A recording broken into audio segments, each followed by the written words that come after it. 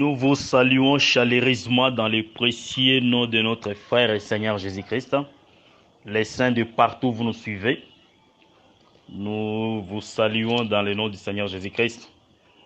Nous voulons poursuivre notre marche. Nos excuses pour la perturbation des programmes. Nous étions au torrent, en train de boire l'eau du torrent. Et comme le torrent vient de tarir, alors nous voici au devant de la veuve de Sarepta. Que Dieu vous bénisse. Vous voyez le mouvement? Parce que Élie, lorsqu'il ferme le ciel, bien aimé, Élie c'est un prophète. Voyez-vous, lorsqu'il ferme le ciel, il descendra au torrent. Que Dieu vous bénisse. Et c'est à ce niveau-là qu'il va consommer l'eau du torrent jusqu'à épuiser. Il consommait cela pour aller déverser ça chez la veuve de Sarepta. Tu as déjà vu ça, frère? La Bible déclare ceci. Lorsque Élie ferme le ciel, comme nous l'avons dit, nous prenons 1 Roi chapitre 17, c'est important toujours de lire. Tu boiras 1 Roi chapitre 17, le verset 4. Je commence même par le verset 3. Pars d'ici, dirige-toi vers l'Orient et cache-toi près du torrent de Kérit, qui est en face du Jourdain. Tu boiras de l'eau du torrent et j'ai ordonné au corbeau de te nourrir là. Voyez-vous? Donc, celui qui a tari le torrent de Kéret, c'était Élie, frère. Que Dieu vous bénisse. Donc, un prédicateur, s'il veut aller chez la veuve de Sarepta, il faut d'abord boire l'eau du torrent. Voyez-vous? Et puis aller maintenant déverser cette eau-là chez la femme. Parce que Élie, lorsqu'il effectue ce mouvement au niveau du torrent, comprenez que Élie c'est un prophète. Voyez-vous? Or, un prophète parle aussi de Dieu dans l'ombre. Donc, lorsque nous voyons un prophète au torrent de Kéret, nous parcourons les Écritures pour chercher à comprendre qu'est-ce qu'il est venu faire. Il est venu boire parce qu'à son arrivée auprès du torrent, il devient un soleil. Voyez-vous cela, frère? Il devient un soleil et il devrait boire. Il devrait consommer l'eau du torrent. Allons-y vite. Job chapitre 6. Comprenez ma façon de vous saluer. Je n'ai pas encore fini la salutation. Donc je suis en train de saluer les saints. Que Dieu vous bénisse. Nous sommes dans Job chapitre 6. Je prends le verset 15 et je descends. Mes frères sont perfides comme un torrent, comme les lits de torrent qui disparaissent. Les glaçons en troublent les cours, la neige s'y précipite. Viennent les chalets et ils tarissent. Le feu du soleil et l'air lit demeurent à sec. Voyez-vous? C'est que c'est le soleil qui tarisse les torrents.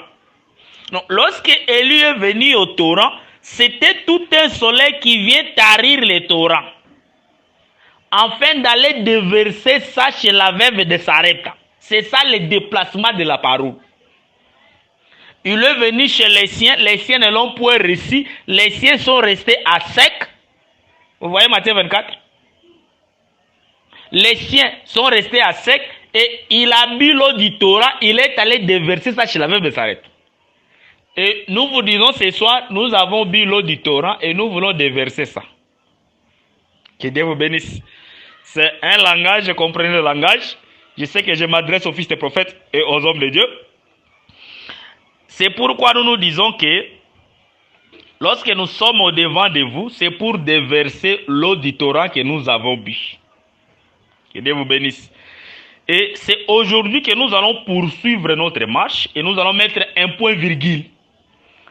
Nous parlons sur les ombres des 5 grâces ministérielles dans l'ombre. Les ombres des 5 grâces ministérielles. Voyez-vous? Donc, les 5 grâces ministérielles ne se sont pas seulement manifestés dans la nouvelle alliance, mais il y avait les mouvements qui cachaient ces choses dans l'ancienne alliance. Et nous sommes en train de sonder les entrailles pour voir où est-ce que Dieu avait caché ces mouvements-là. Que Dieu vous bénisse. C'est ça le travail des rois. Les rois doivent sonder.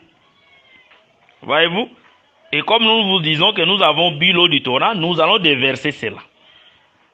Que Dieu vous bénisse. Donc, lorsque nous disons que nous avons bu l'eau du Torah, que nous voulons donner des précisions parce que plusieurs ont des difficultés à comprendre. Voyez-vous, frère?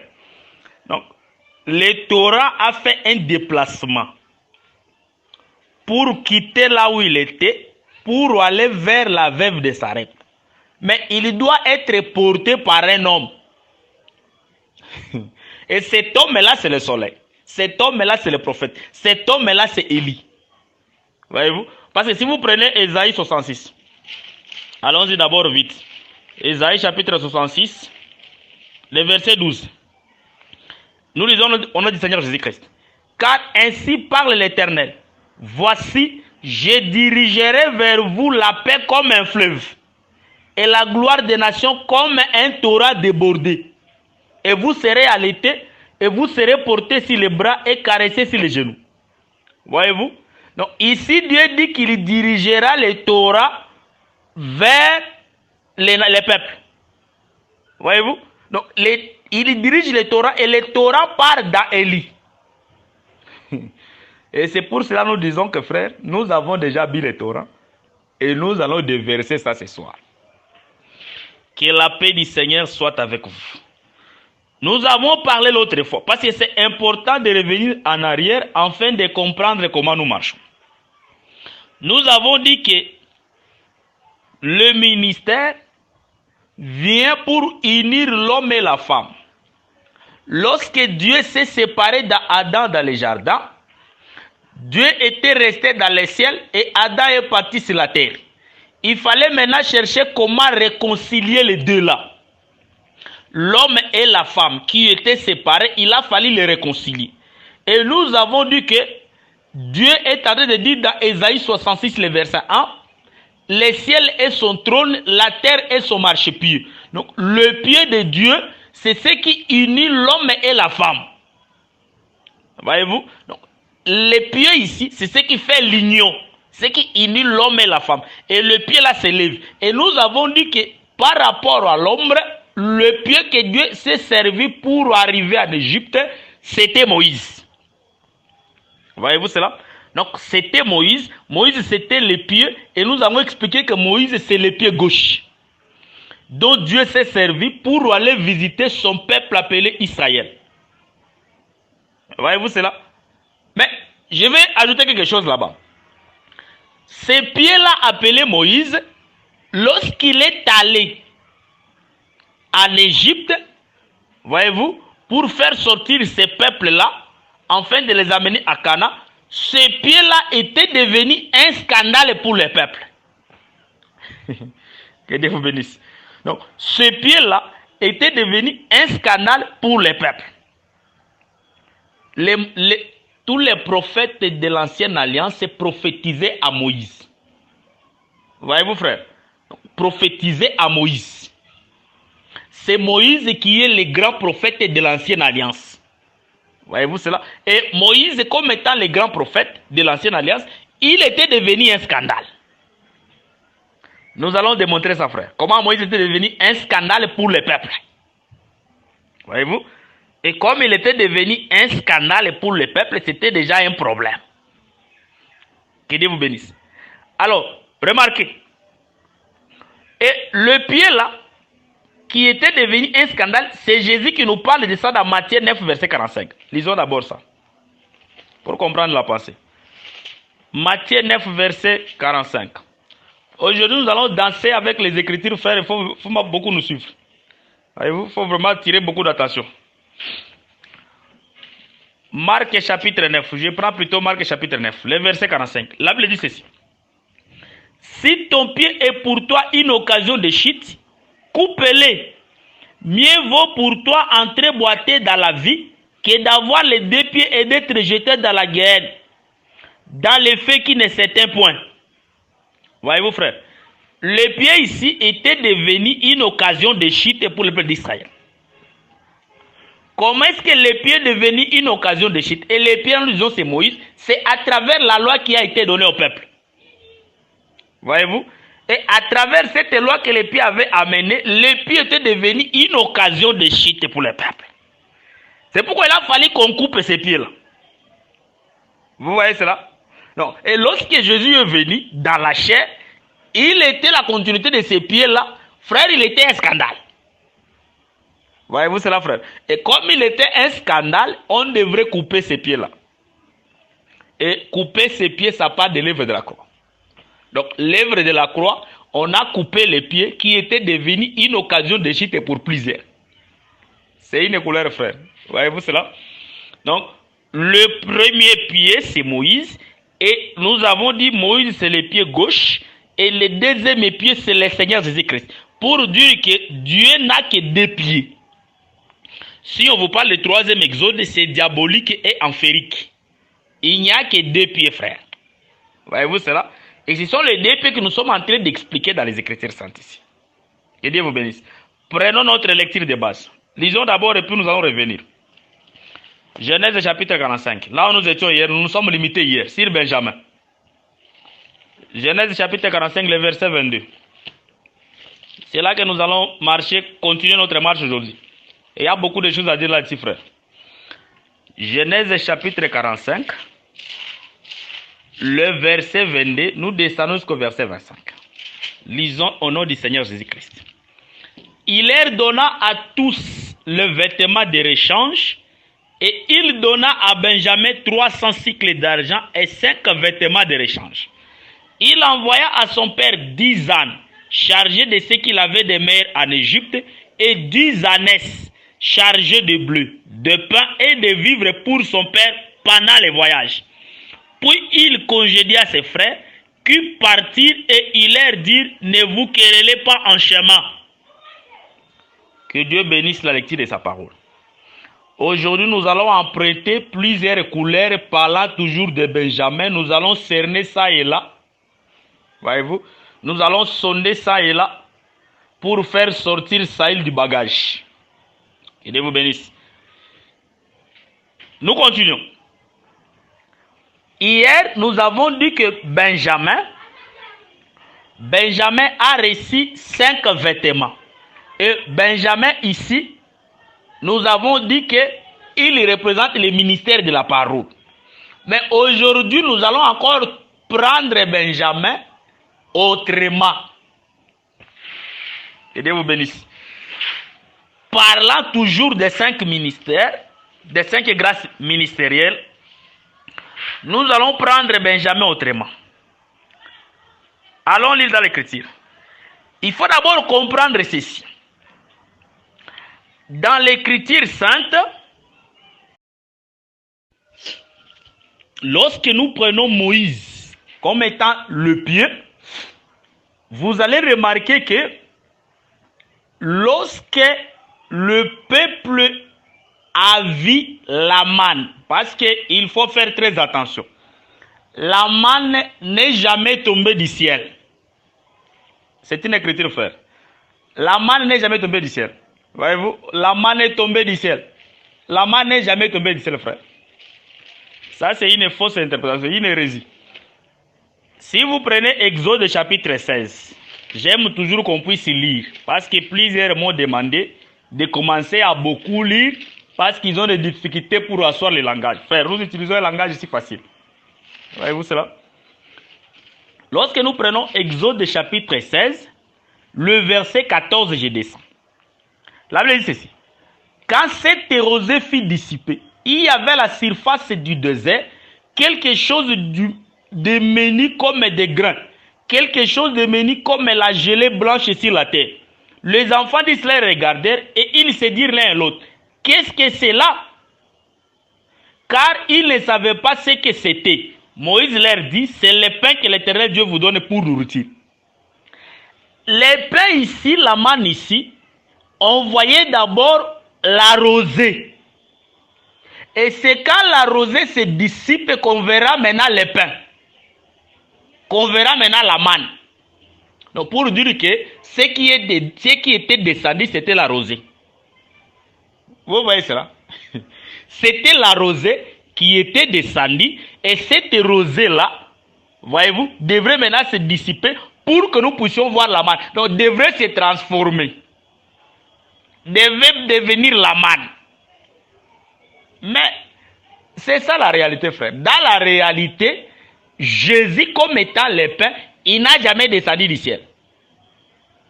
Allons lire, frère. J'aime beaucoup lire.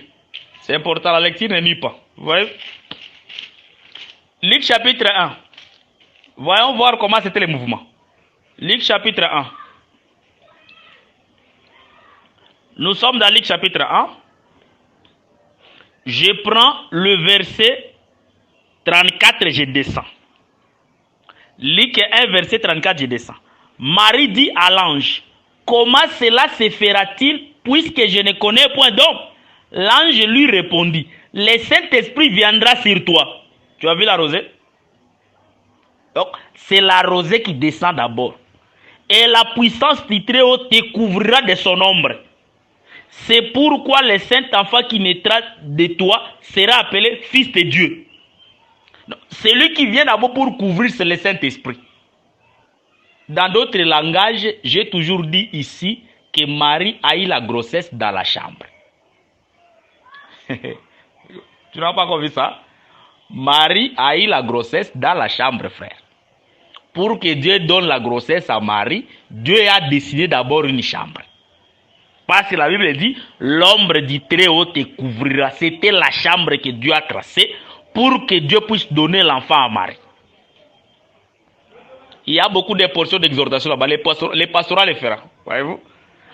Mais vous comprenez que Marie ici, donc, bénéficie d'abord la visitation du Saint-Esprit. Voyez-vous? La puissance du Très-Haut te couvrira. Donc, le Saint-Esprit qui couvre d'abord, c'est ainsi que les pains seront maintenant manifestés. Parce que les fils qui sont là-bas, c'est les pains. Voyez-vous cela? C'est les pains. Donc, c'était d'abord la rosée qui était descendue et après dissipée pour manifester maintenant les pains. Et les pains là, c'est Moïse qui a présenté cela au peuple. C'est pourquoi Moïse, nous reconnaissons Moïse comme étant l'épieu de Dieu. Voyez-vous, c'est lui qui attachait Israël à Dieu. Et il était aussi de la tribu de Lévi. Ce n'est pas étonnant parce que Lévi, son rôle est d'attacher l'homme à son époux. C'est pourquoi moi j'ai toujours dit que frère, ça ne te scandalise pas. Passe-moi le mot. Que ça ne te scandalise pas, j'y arrive. Voyez-vous? Lorsque je dirais que Jésus-Christ, l'époux, ne connaît pas draguer la femme. Que ça ne te scandalise pas, frère. Pourquoi il cherche toujours des intermédiaires? Parce que Jésus-Christ ici ne connaît pas draguer la femme. Vous voyez ça, frère? C'est un mouvement, frère. C'est une couleur. Vous voyez? Parce que celui qui a compris ça, c'est Abraham. Vous voyez? Lorsque Abraham cherche la femme pour son fils Isaac, Abraham n'a pas envoyé Isaac parce qu'il sait que Isaac n'a pas un langage facile. Isaac ne saura pas parler. Ainsi, Abraham prendra le serviteur le plus ancien, il enverra le serviteur le plus ancien. Et le serviteur le plus ancien est allé à la recherche de la femme. Vous voyez? Donc, le serviteur le plus ancien va lier la femme et l'homme. C'est toujours ça le ministère. Hein? Donc, il va lier la femme à l'homme. Mais, remarquez que Isaac n'est pas parti. Or, c'est Isaac qui devrait aller chercher sa propre femme. Mais il n'est pas parti. Pourquoi il n'est pas parti? Parce que Isaac ne connaît pas draguer la femme. Ça te scandalise. Hein? Remarquez lorsqu'Isaac est venu. Remarquez. Il s'est retrouvé avec la femme cananéenne au puits. Écoutez un peu le langage ici et vous allez comprendre ce que nous avons dit. Il est là avec la femme samaritaine. Je suis dans Jean chapitre 4. La Bible dit ceci. Jésus lui répondit. Je commence par le verset 13. Quiconque boit de cette eau aura toujours soif. Mais celui qui boira de l'eau que je lui donnerai n'aura jamais soif. Et l'eau que je lui donnerai deviendra en lui une source d'eau qui jaillira jusque dans la vie éternelle. La femme lui dit, Seigneur, donne-moi cette eau, afin que je n'ai plus soif et que je ne vienne plus puiser ici.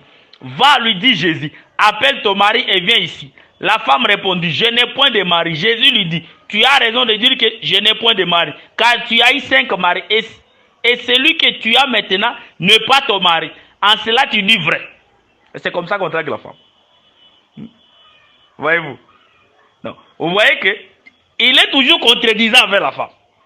C'est comme ça qu'on peut traquer la femme. Voilà pourquoi il a des difficultés pour traquer la femme. Vous verrez encore dans Matthieu 15.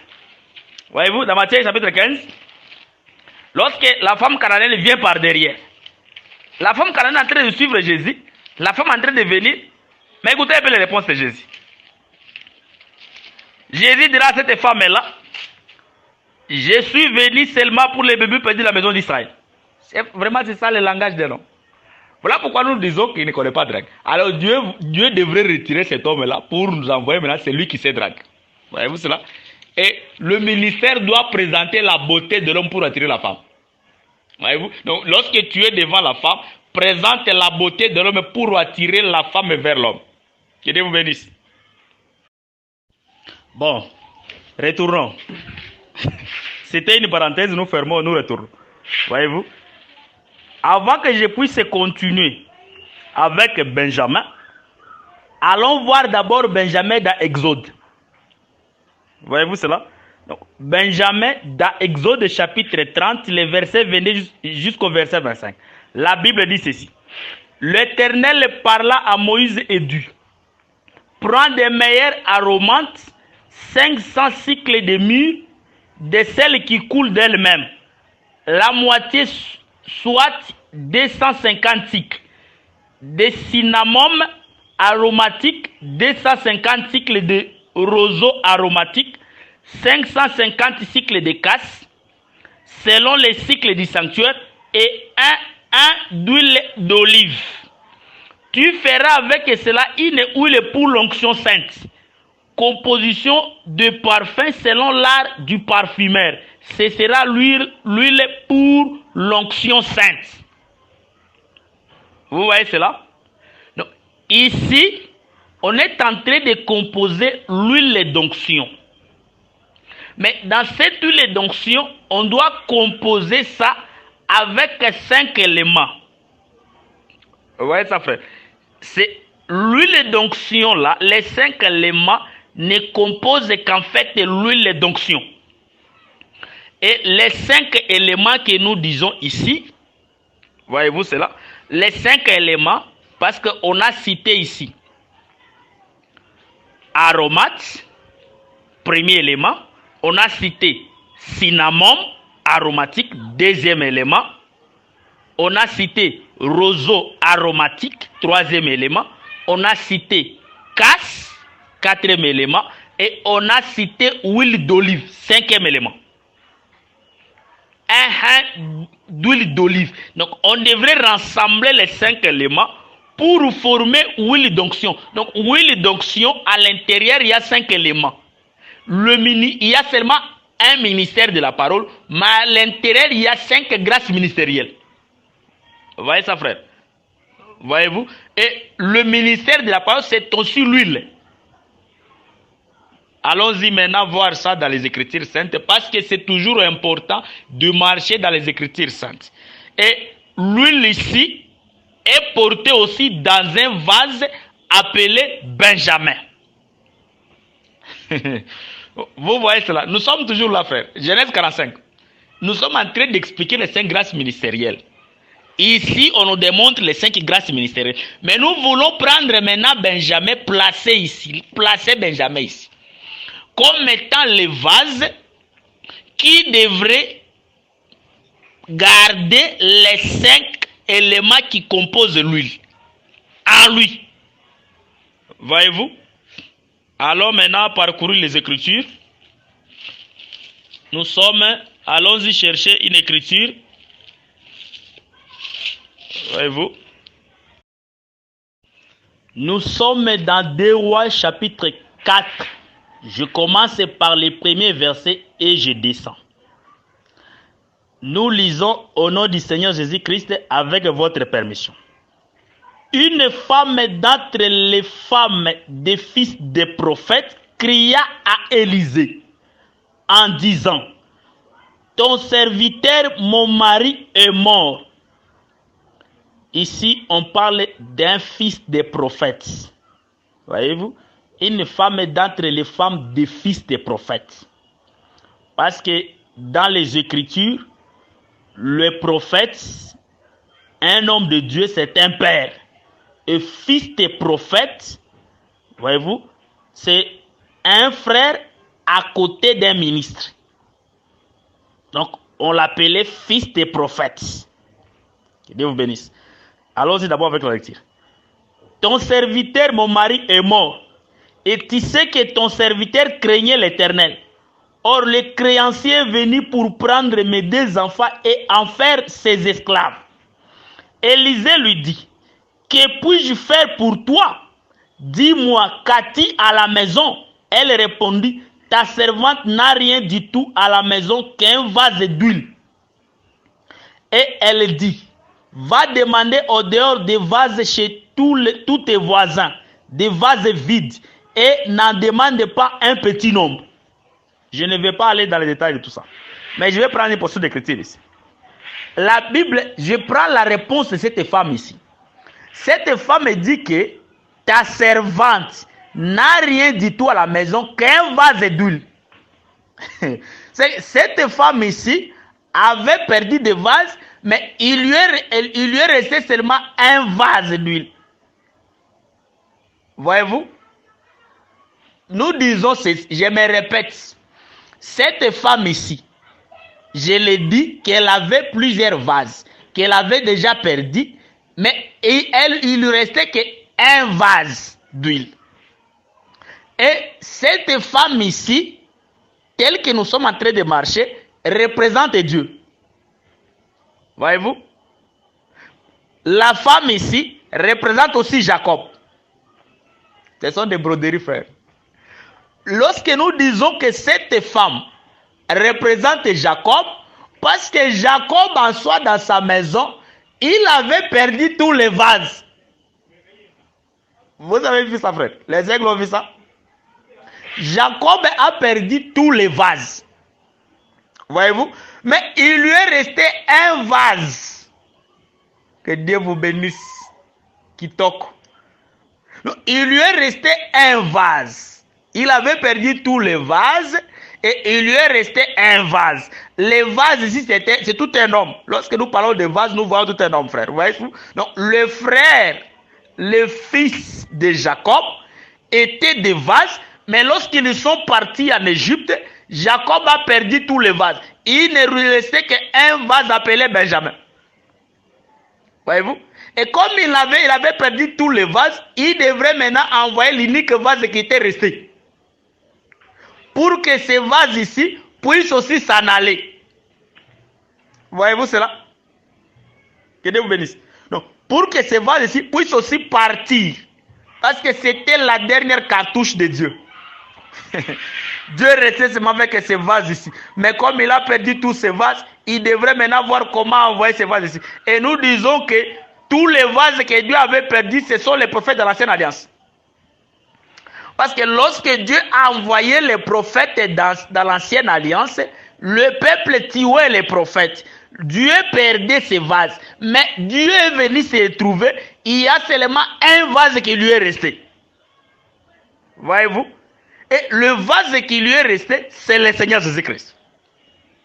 Il était l'unique vase qui était resté à Dieu. Et c'était ce vase-là qui avait l'huile. Voyez-vous cela? Et c'est pourquoi nous disons que Benjamin, frère, il est le type du Seigneur Jésus-Christ. Voyez-vous? C'était l'unique vase qui gardait l'huile, qui était resté avec l'huile, qui était auprès dans la maison de cette femme-là. Les vases n'étaient pas ailleurs. Les vases étaient dans la maison de cette femme. Voyez-vous? Ainsi on dira, va prendre d'autres vases vides. Il faut être reconnaissant de la grâce que Dieu t'a faite. Moi, je ne comprends pas les gens qui sont désorgueillés. Voyez-vous? Les gens qui pensent qu'ils ont les monopoles de l'évangile. Frère, toi, tu étais un vase vide. Moi et toi, nous étions des vases vides. On est allé nous prendre à l'extérieur. On est allé nous prendre le vase vide à l'extérieur. On nous a amenés à l'intérieur. Et le vase qui avait d'huile déverse sur nous selon les mesures de grâce, frère. Pourquoi se glorifier?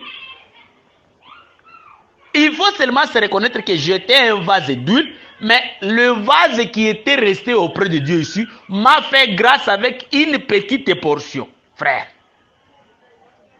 Il faut être humble, l'humilité. Et je vais expliquer ça dans mon parcours, que le ministère n'est pas un grade.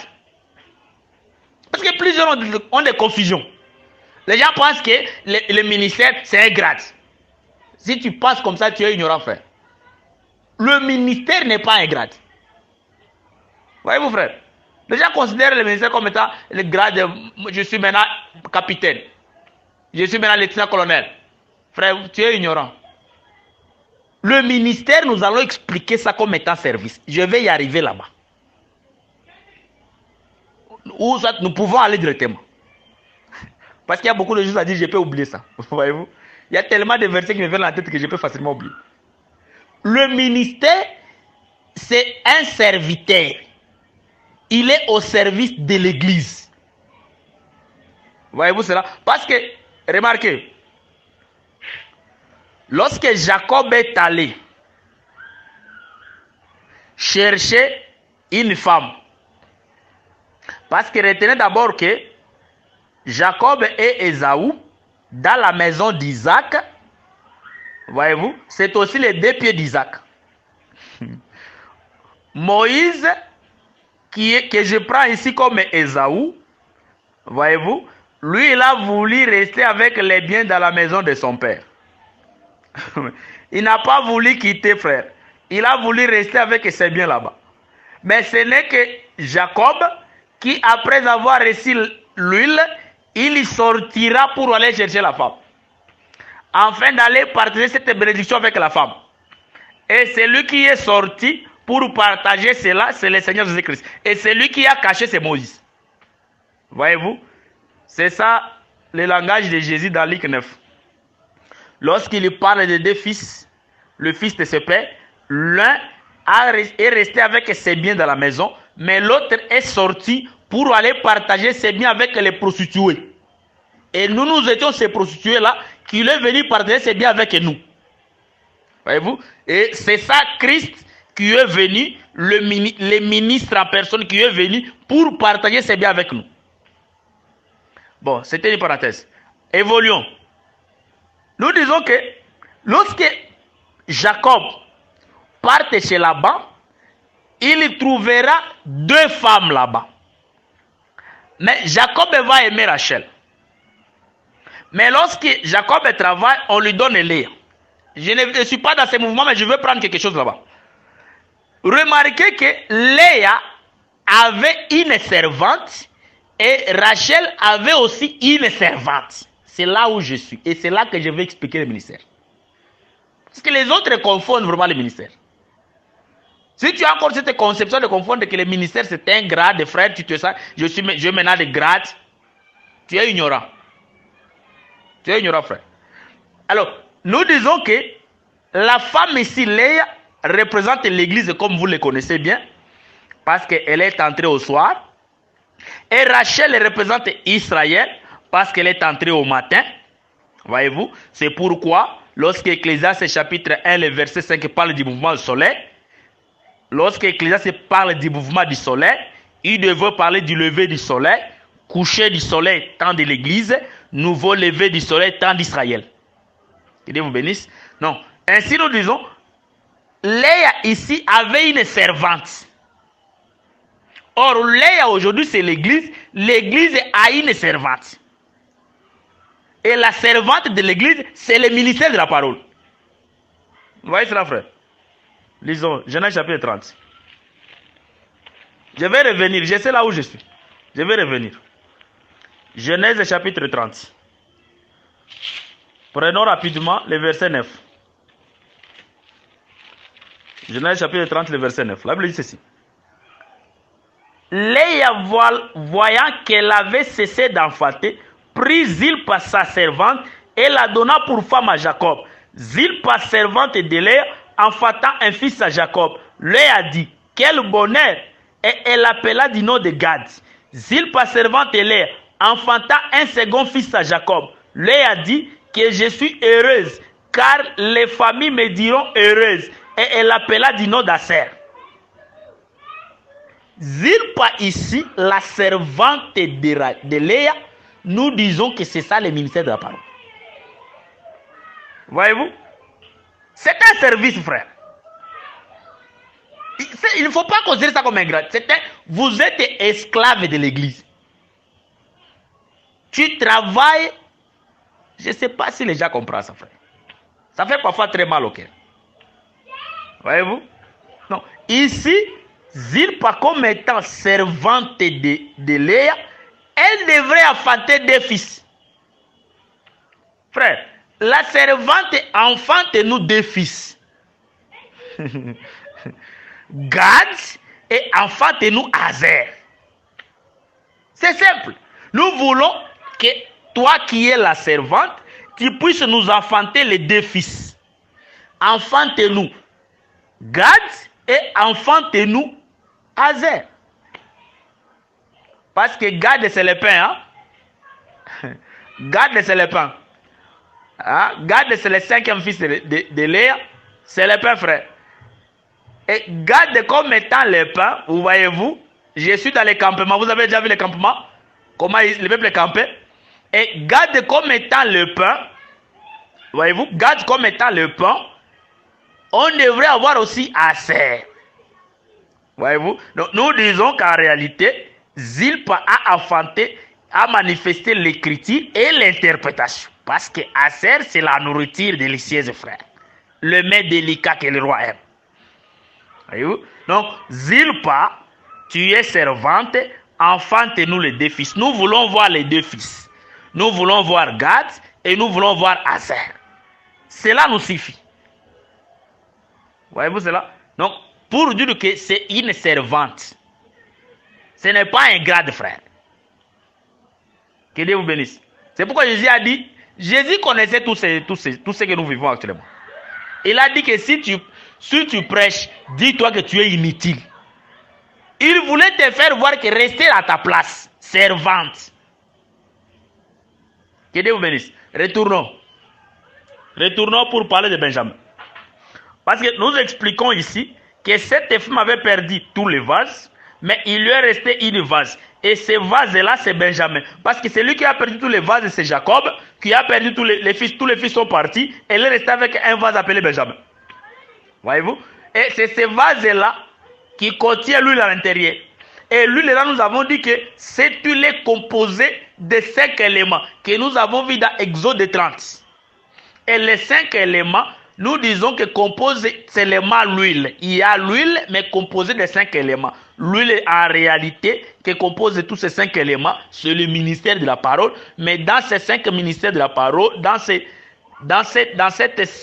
5 grâces ministérielles, ça compose juste le ministère de la parole qui est l'huile. Que Dieu vous bénisse.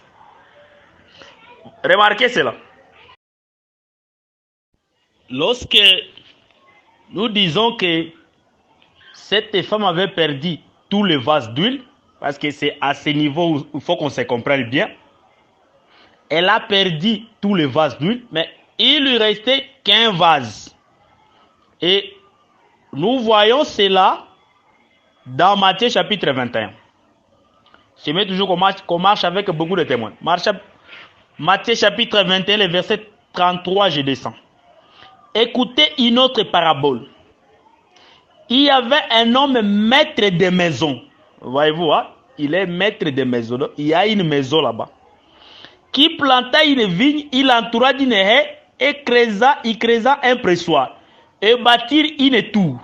Puis il la ferma à des vignerons et quitta le pays.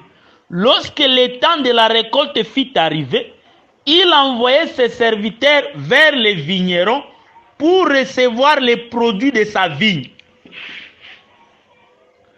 Les vignerons s'étant saisis de ses serviteurs, battirent l'un, tuèrent l'autre et lapidèrent le troisième.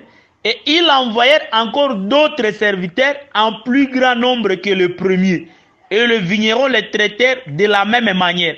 Enfin, il envoya vers eux son fils, en disant, ils auront du respect pour mon fils. Vous voyez le dernier vase?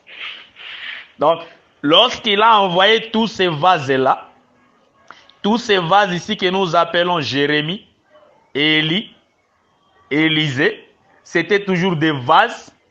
Habakkuk, c'était toujours des vases que Dieu envoyait. Voyez-vous? Mais lorsqu'il a tout perdu, il a perdu tous ces vases-là, il lui restait encore un vase. Ce vase-là, c'est Benjamin. Ce vase-là, c'est le Seigneur de gloire. Donc, lorsqu'il envoie les vases, c'est ça, Jean chapitre 3, le verset 16. Donc, nous pouvons dire dans Jean chapitre 3, le verset 16, que lorsque Jacob aima l'Égypte, envoya Benjamin. Voyez-vous cela? Donc, l'Égypte, c'est le monde. Voyez-vous? Donc, lorsque Jacob a aimé l'Égypte, il a envoyé Benjamin, afin que quiconque s'attachera à Benjamin ne périsse pas, mais qu'il retourne à Cana. Vous voyez cela, frère? Donc, le Benjamin, dès qu'il arrive là-bas, la mission, c'est qu'il va maintenant retourner à Cana. Et nous avons dit que lorsque Benjamin arrive, il arrive comme étant le 11e. C'est le 11e quand il arrive dans le corps. Voyez-vous, parce que le 11e, nous avons dit, il compose aussi le corps. Que Dieu vous bénisse. Donc, il compose aussi le corps. Et le 11e qui compose le corps, parce que le 11e c'est d'abord Joseph. Et nous avons dit que lorsque les frères se retrouvent au nombre de 11, ils forment le corps de Joseph. Et dans ce corps de Joseph, celui qui pousse le corps à l'envie de retourner, c'est Benjamin. Voyez-vous cela? Donc, c'est ça le vase qui a reçu d'huile, le frère, qui a reçu les 5 portions ministérielles. C'est ça le ministère de la parole qui accompagne cette femme jusqu'à son époux. Voyez-vous? Donc, le grand mission, le ministère de la parole, a comme rôle d'amener la femme vers son mari. C'est pourquoi l'apôtre Paul dira que je vous présenterai comme une vierge pure. C'est le ministère qui fera cette présentation-là, frère. Vous voyez, ce n'est pas Paul physique. Parce qu'il y a plusieurs des interprétations particulières. Oh, c'est Paul physique. Ce n'est pas Paul physique, frère. C'est le ministère de la parole qui présentera. Ainsi, Benjamin, qui reçoit les 5 vêtements, c'est ça les 5 grâces ministérielles. Et nous disons qu'il reçoit aussi 300 cycles. 300 cycles d'argent. C'est maintenant important de comprendre les 300 cycles d'argent que Benjamin avait reçus. Allons-y dans les Écritures saintes parce qu'il est strictement interdit de raisonner. Nous prenons Genèse chapitre 5. Je prends le verset 21 et je descends. Nous lisons au nom du Seigneur Jésus-Christ avec votre permission.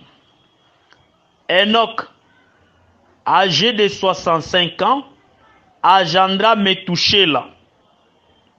Enoch, après la naissance de Métouchéla, marcha avec Dieu 300 ans. Et il engendra des fils et des filles. Tous les jours de Enoch firent de 365 ans. Enoch marcha avec Dieu, puis il ne fit plus, parce que Dieu le prit. Vous voyez cela?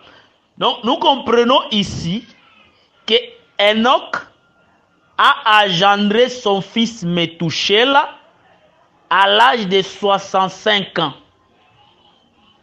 Mais il marchera avec Dieu 300 ans. Voyez-vous? C'est que avant la naissance de son fils, Enoch ne marchait pas encore avec Dieu. Enoch a commencé la marche avec Dieu après la naissance de son fils Métouchel. C'est là qu'il va maintenant marcher avec Dieu